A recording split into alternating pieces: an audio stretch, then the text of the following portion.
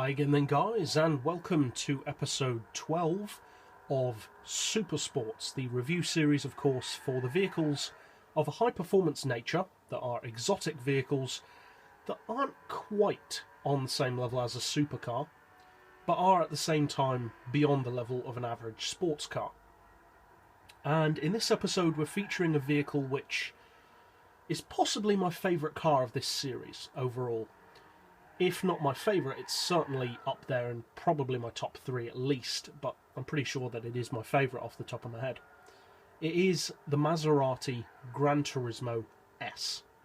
Now this is, unfortunately, for people like me who are Maserati fans, the only Maserati in the game at this point, which is a shame because they really do have some amazing cars in their lineup. I named one of my series after them. So what does this car have to offer against its direct Italian rivals such as Ferrari, Lamborghini, etc., but also by extension against the global brands that it goes up against such as Mercedes, Lexus, etc.? Well, something needs to be said about the car right off the bat, and that is that this is not a super sports car in the sense of a TVR or a Ferrari or a Lamborghini. This is more a super sports car in the way of Mercedes or Aston Martin. It's the kind of car that you buy for everything about it. The look, the sound, the style, the interior. Not just because it wins races or sets good lap times. If you're looking for that, then you're probably buying an LFA or a Nissan GTR or a Ferrari Scuderia. Not that they're bad cars. This is just a different breed of super sports car. This is more of a long distance GT rather than a hardcore track day special. Now personally I actually prefer these types of cars. I like my cars to have the kind of interior that you don't need to be doing 200 miles per hour to appreciate. You can appreciate it dawdling around town just because it's like a piece of art with a steering wheel. The Gran Turismo epitomises that. Now the looks aren't for everyone, but that's exactly what Maserati has always gone for. They've always been a little bit quirky.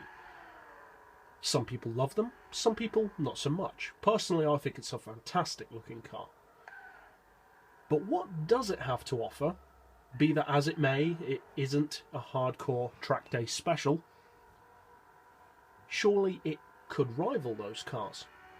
Well, it definitely can. It's got a 4.7 litre V8, it's rear-wheel drive, fairly obviously, and it's front engine, which also makes it relatively unique among the Italian super sports models, most of which, with the exclusion of a couple such as the Ferrari California, tend, as a general rule, to be mid-engined.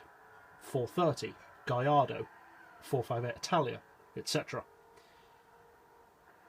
Now the engine, which as we said is a 4.7 litre V8, is naturally aspirated on the game. You cannot turbo or supercharge it, but despite that apparent disadvantage, it still puts out 727 horsepower and 524 foot-pounds of torque. Now the Maserati, being, as I mentioned, more of a long-distance GT cruiser with plenty of comfort and luxury, does weigh a bit more than some of its rivals. It weighs 1,320 kilos after the stage 3 weight loss. So not heavy as such, but certainly heavier than say a Ferrari or a Lambo.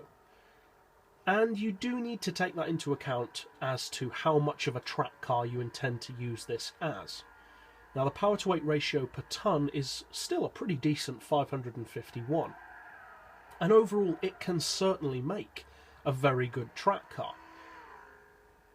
But if you're looking for something along the lines of a Nissan GTR, or Lexus LFA, or Ferrari Scuderia, it's just not that. Now it's certainly not slow, and it can give those cars a surprisingly good run for their money, but this is not the kind of car for people who are really looking for pure victory and setting lap times and breaking records and all that kind of thing. It's just not designed for that. It may happen to be able to do that with a certain tune, with a certain driver, but that's just not the point.